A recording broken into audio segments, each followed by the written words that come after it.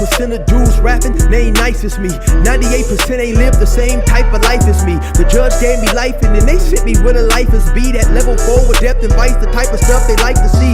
Two choices, fight or flee. I refuse to die a chump. I never been a mark, but damn, it's scary when that riot jump. I seen dudes cry, get punked, and some sexually brutalized. Knew a dude who lost his life and he was only doing 5 year-long racial fights when homie all you do is ride. Lonely days and nights up in a hole causing suicide. From the moment you arrive, you see the Mexican mafia, AB skinheads with big giant swastikas, pro-black philosophers, the BGF, the Kumi, and Muslims who will murk you from the nation to the Sunni. That MS was loony, quick to ride up on they rival. Even Christians went to church, hide knives up in they Bible. Political and tribal, the Crips and Damus, the Long Beach, the Hubs and the Dubs and the Grooves, the IE, the Bakersfield, the Dago Pyrus, the Hustlers quick to roll, the gangsters gon' move, whatever click you choose.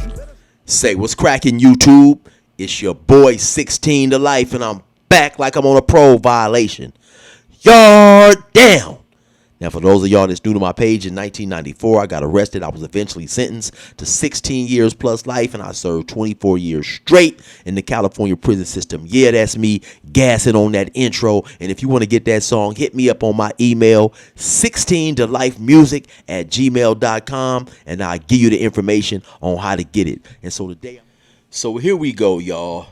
Despite making a video on this topic a few weeks ago, maybe a month or two ago, I still honestly get asked this question at least 3 or 4 times a week. Now, most of you guys who leave questions in the comment section, you guys know I like to interact with my comment section, right? I have been doing that literally since I started doing YouTube. And even though sometimes it's time consuming, it's something that I like to do. Even though I plan on scaling it down so I can be a little bit more consistent with my uploading, right? Sometimes I'll get caught up in answering and you know, interacting with the individuals in the comments. And sometimes, you know, it can get, like I say, time consuming when you know, individuals leave comments, right? And so I understand everybody does not always catch, you know, every single video. For whatever reason, people may fall off here and there. YouTube may stop showing you guys my videos. And in the event you're not seeing my videos on a regular,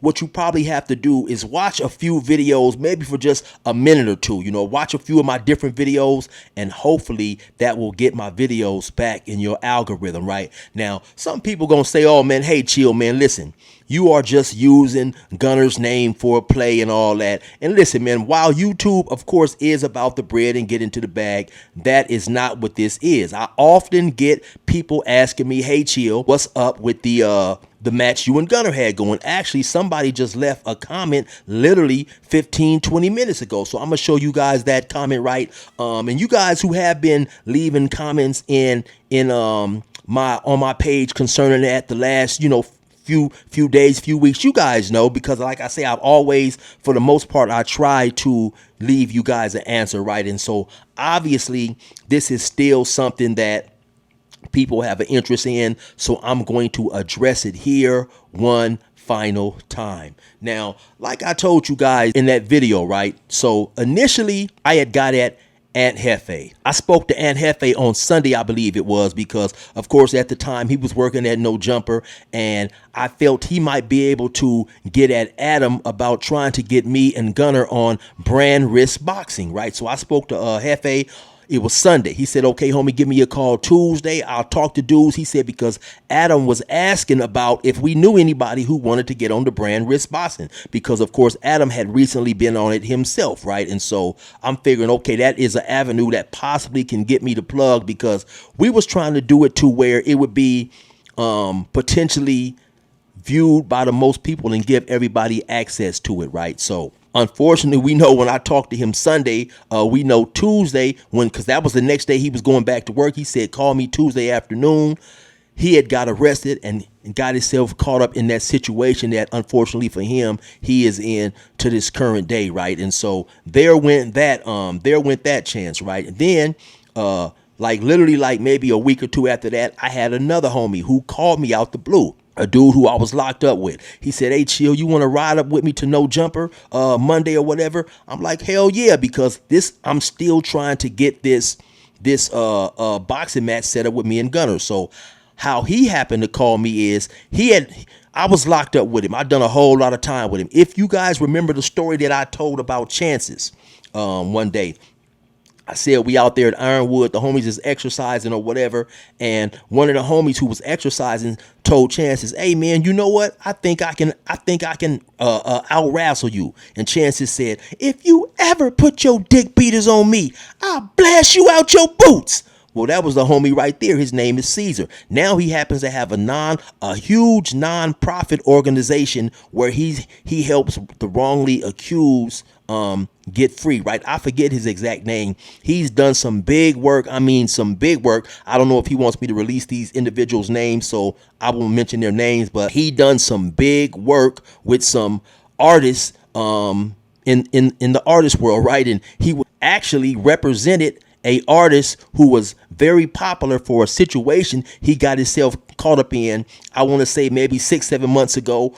There were several videos made about this artist, right? And I'll leave it at that. But actually, his firm was the one representing that artist. But so anyway, he called me because he had a friend who was working at No Jumper, who called him and was asking him about a situation related to the street world, so on and so forth. And my homie didn't know, Caesar didn't know, he was on live at the time the dude from No Jumper called. And Caesar, said, "Hey man," and this was when Spody Face was up there.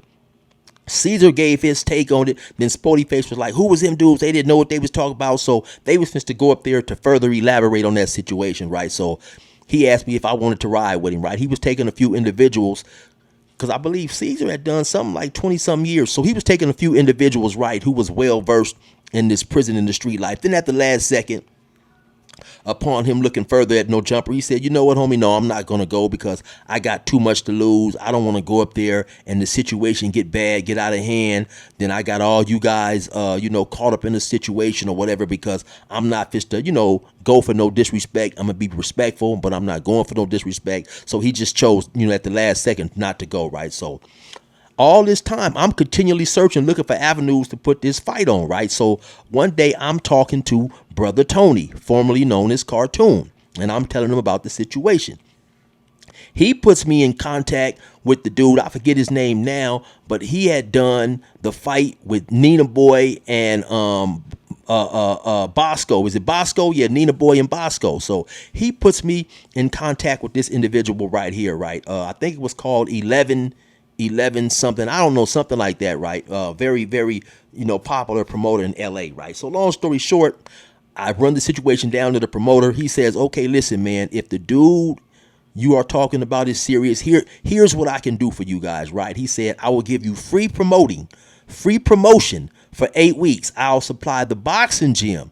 I'll also hook you guys up with a pay-per-view avenue. That way people can see the fight if they're unable to attend. And also, of course, the fight is going to be thrown at the gym. We'll charge individuals to get in, and we will split the money 3 ways." I'm like, "Okay, yeah, great." You know what I'm saying? And then, of course, he said, "I'll need about 8 weeks to promote the fight, and that would have gave us time to train, so on and so forth." We wouldn't have been coming out of pocket for anything, right? So I believe I called Gunner and he didn't answer the phone. So then I texted him. I told him, "Hey man, I found somebody that's willing to promote our fight." And that's right, I texted him. Then maybe about 5 minutes later, he texts back. He said, "Hey, chill, I'm working. I'll hit you back when I get off work." Then Gunner turned into Casper. And when I say Gunner turned into Casper, that means because he turned into a ghost, and I ain't heard a peep from him since. I ain't heard a courtesy call, chill, stick it in your ear, none of that old type of stuff, right? It's just like the dude disappeared, right? So, I mean, you know what I'm saying? It was no longer made any sense for me to continue to pursue this dude, man, when I knew, obviously, for whatever reason, this dude wasn't interested. I did find it funny myself that, because I no longer at that point when all this was going on had his phone number, or not at least in my current phone. I'd got an Android, switched over to an iPhone. I got frustrated with trying to move my contacts over, so I just put a few in there manually, right? So when it come to my attention that he's making this video, where's Chill? Tell Chill to call my number then. Chill knows my number. If he really wants this to happen, call my number. So I said, you know what? Let me go to my old phone, right? Because actually it wasn't the phone that I had before I got the iPhone. It was the phone that I had before I got the Android. Then I ended up getting the iPhone. So anyway, I go and I find his phone. I turn it on. It still comes on. I'm going through it, and miraculously and lo and behold, I see Guuner'Z number. So I call him. We have a respectful call. I tell him, yeah, man, I'm trying to make this happen. He acts like he's with it, so on and so forth, or whatever he was going to be working on his end. And, we was going to try to put the fight together. I can't recall the dude's name right now, right? But he reached out to me as well from Salinas and said that he would provide his boxing gym. If we wanted to use that, we could throw the fight on there. I believe that's the individual that Guuner was supposed to fight as well and failed to show up with. He said, despite what me and Guuner got going on, I'll be Mikey. His name was Mikey. Despite what Mikey from Chicano Tube, shout out to Mikey from Chicano Tube. He said, despite whatever we went through, I'll be professional. You guys can use the gym. We put the show on, so on and so forth, right? So the ball was in Guuner'Z court. I had stopped playing basketball because I didn't want to get injured, and then the fight's coming up, I get injured, and then, Chill faked the injury and all that stuff. So I'd stopped playing basketball and everything, training. Well, I normally hit the gym twice a day anyway. So I just stopped playing basketball so I wouldn't suffer any injuries, right? Because now that I'm older, of course, it takes a minute for me to recover. So anyway, man, like I said, the ball was 100% in Guuner'Z court, man. I never heard another peep, another sound, nothing from Guuner, man. So I came to realize he had about as much fighting plans as a double amputee with no hands. Man, that dude, when I say he was faking, that dude was faking like an Irishman talking like Jamaican. I mean, you know what I'm saying? When he saw my dedication and my realness, he suddenly developed an illness. You know what I'm saying? Look, I could go on and on and on and on with these things. The bottom line of the matter is, man, the dude did not want to fight. You know what I'm saying? He talked all that stuff. Oh, I got to get into the ring now. I'm going to do it for the raza and all that old type of stuff, man. And that dude, you know what I'm saying? He was soft as mother's love. You know what I'm saying? That dude did not want no problems. So I just stopped pursuing. I stopped pursuing the issue, right? I don't know if he talking about he got sick or whatever, but on some real man stuff, he could have at least reached out and say, hey, Chill, here's the problem. Who knows what the real reason was or why he resisted when it was time to get pugilistic. But anyway, man, this is the final update, man, on me and Guuner hopping into the ring. You know what I'm saying? If he ever happens to change his mind, I'm always with it. But until then, you already know what it is. It's your boy 16 to life. Resume normal program.